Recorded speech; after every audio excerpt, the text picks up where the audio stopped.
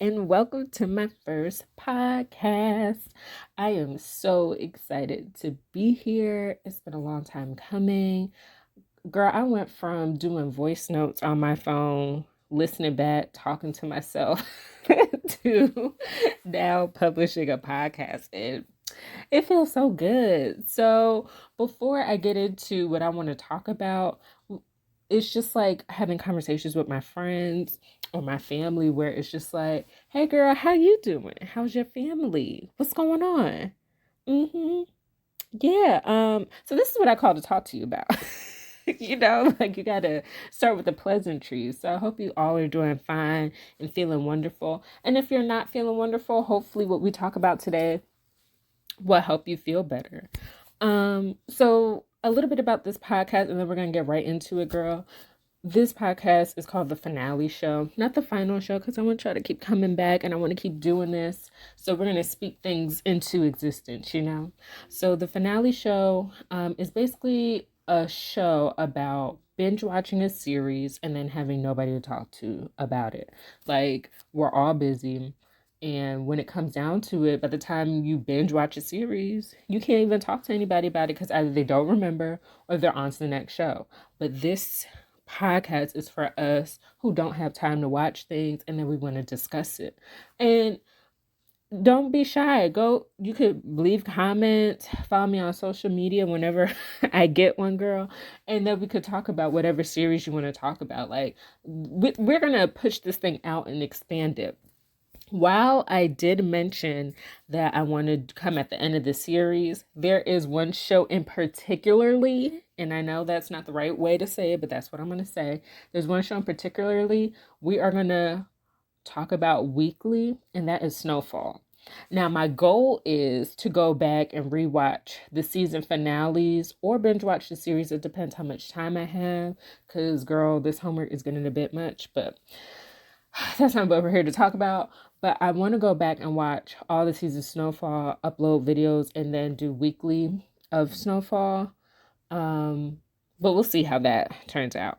But again, welcome. Thank you. And today is the first episode, and we're going to talk about the Janet Jackson documentary. So, when Janet Jackson decided that she was going to do a documentary, I was just like, are we really going to talk about all that's out there?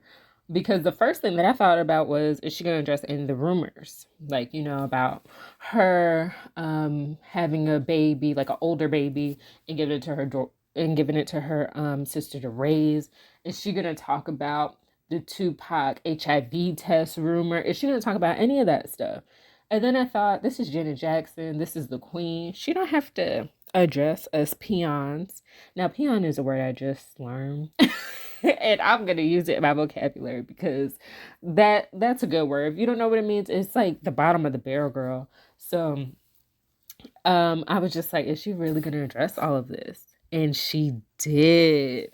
So this was a 2-part documentary. It was on Lifetime and A&E, and I think it came out last weekend. So I'm just going to talk about the things that stood out to me because I thought these were like honorable mentions and things that really like made me view her even more legendary than she already is. So first, I wanted to say why Janet Jackson is my girl. So I don't know her personally, but I feel like she is someone I've always wanted to see in concert. Like, I had the pleasure of seeing Beyonce on the Run 1 and on the Run 2. I've seen Taylor Swift in concert. What have I seen? I saw the Millennium Tour. So I've seen a large host of artists. And while they were all amazing, amazing, amazing, I always wanted to see Janet Jackson because that was the first concert I've ever seen in my living room, was the Velvet Rope Tour.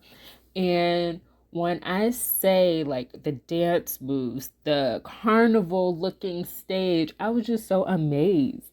And because I was so young, I didn't have the pleasure of knowing all the songs. Like, I didn't realize Go Deep was a sexual song. Like, that's how young I was. Like, I didn't realize that was a sexual song. if I didn't realize what that was talking about. And when she would bring people on stage and give them cute little lap dances and stuff, my mom would always fast forward that part of the DVD. So I didn't get the full concert experience, but I always wanted to. And actually, in 2020, actually, the beginning of the year, she was still doing concert tours, I believe. And I was gonna go. Like, I was gonna surprise my mom because she loves Janet too. And the pandemic happened. And I'm still trying to see, like, after the documentary dropped, I was like, oh girl, like, Janet, like, what's going on? Are you gonna come on tour? And I still haven't seen anything yet, but I am hopeful. So that's why Janet's my girl, because she's a performer. I've realized the impact, and she's just an amazing artist, and we don't know much about her. She does a good job of keeping it private and about the music. I think we as people, we try to make it more about the drama and the salaciousness, you know? But part one of the documentary came out on a Saturday, no, a Friday night. So for me, there was a lot of takeaways from the documentary. Of course, she starts from the beginning, being the youngest sister of the Jackson dynasty. It's not even the family anymore, it's a dynasty. And just how she didn't want to be a singer originally. She wanted to go to college, but because of the performances and being around her brother so much, she was in Vegas at 7 years old performing. Now, what I'm not going to do in this podcast, I'm not going to compare and contrast artists, and I have a lot of faves, but I don't have any faves who performed at 7 years old in Las Vegas. Hello? I know on podcast you're not supposed to do that noise, that blank noise thing, but I'm gonna do that a few times for some dramatic impact, because I need you to understand what I just said. 7 years old, Las Vegas, performing. Come on, like, if that's not a legend in the making, I don't know what is. So she talks about that, and of course she talks about how much she loves her family. And I noticed in the documentary that she would not talk against her family no matter what happened. So a few things that she mentioned in regard to her family, some of it which we already knew. We know Joe Jackson was, I don't want to use the word abusive because the kids never used abusive. So we all know Joe Jackson was definitely a hard disciplinary parent. And we all know that that can be abusive based on how the kids talk about him. Despite how much she was disciplined or not, she never said anything was wrong with it.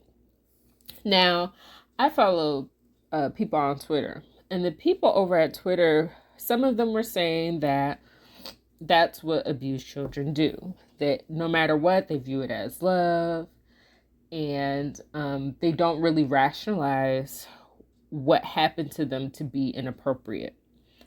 My stance on that is, I do believe she was an abused child. However, when you start telling people what happened to them is wrong and they haven't processed it, or they're not ready to share that, it could be kind of dangerous, you know? And you don't want to put anybody in a position to where they feel like they can't share their experience and their truth. And sometimes it takes you some time to get to that point in your life where you're like, damn, that was fucked up, you know? Sometimes 5,000 people could tell you, but until you do the work for yourself, you don't really rationalize it that way. So that's just how I feel about that. So she really, in part one, she also talked about her marriage to James Debarge. I also didn't think she was going to bring this up because she really paid him dust in my lifetime. Like I said, I'm old enough to remember